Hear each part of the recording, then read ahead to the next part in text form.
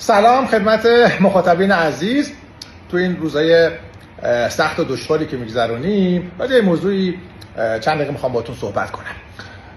حدود 10 روز قبل تو آخرین برنامه زنده فوتبال 360 یه چند دقیقه قبل از اینکه برنامه شروع بشه یهو متوجه شدم بدون اینکه حکم و ابلاغی باشه سایت و اپلیکیشن فوتبال 360 مسدود شده.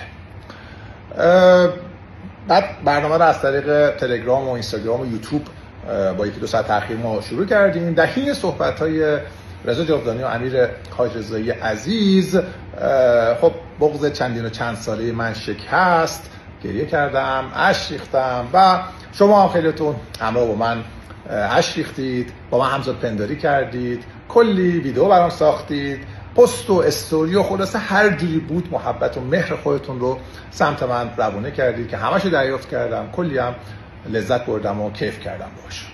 یکی دو روز بعدش توی فضای مجازی که وجه دیگه هم داره یه سری شروع کردن یه ویدیوهایی رو از گذشته به شکل گزینشی و انتخابی منتشر کردند و سعی کردن دامن بزنن به اون دو قطبی که میخواستند ایجاد کنند.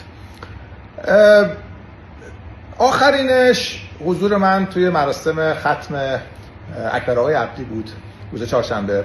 بعد از اینکه من در میان ازدحام جمعیت وارد اونجا شدم تو ردیف آخر نشستم که 2 دقیقه بعدش آقای عباس صالحی وزیر ارشاد وارد مسجد شدن، به شکلی کاملا تصادفی در صندلی کنار من نشستند.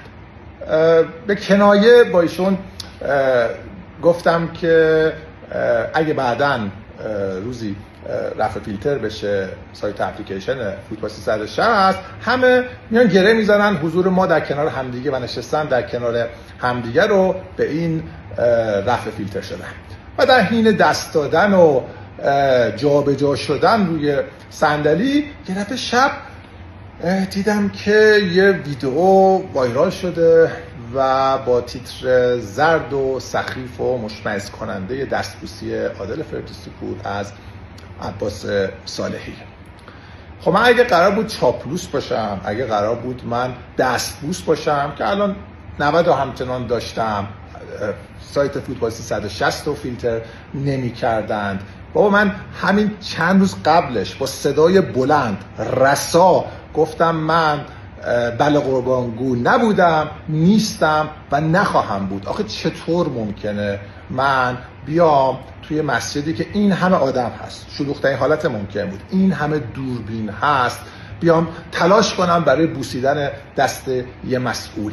اصلا چطور همچین چیزی ممکنه؟ چطور میتونید همچین چیزی رو باور کنید؟ چطور این همه حمله میشه سمت من، این همه هجمه ایجاد میشه سمت من؟ چجوری میشه منی که همیشه سعی کردم در کنار مردم باشم، همیشه سعی کردم که مصادره نکنند منو، بیام اینجوری مورد حمله قرار بگیرم سر کاری که هرگز نکردم؟ من هرگز امکان نداره من تو زندگیم دست مسئولی رو جلوی دوربین، پشت دوربین، این ور اون ور هرگز نمیبوسم و نخواهم بوسید. همیشه اصول خودم رو داشتم، همیشه سعی کردم پای حرفم وایسم، کنار مردم باشم و اصلا حیرت انگیزه واسه من این هجمه عجیب و غریبی که سمت من اومده. همه میدونم من عاشق کار کردن هستم، همیشه همه جا هم گفتم که من عاشق کار کردن هستم، ولی نه به هر قیمتی. اگر شرایطش مهیا باشه خب من در فوتبال 360 به فعالیت خودم ادامه میدم در کنار تیم درجه یکی که دارم. ولی اگه به هر دلیلی نذارن که من کار کنم و اصول خودم رو داشته باشم و کنار مردم باشم، یه روزنه‌ای، یه دریچه‌ای، یه پنجره‌ای، یه جایی رو پیدا میکنم، سعی میکنم به عشق همیشگی خودم به فوتبال، به برنامه سازی، به رسانه بپردازم و در کنار شما مردم عزیز باشم. خیلی ممنون.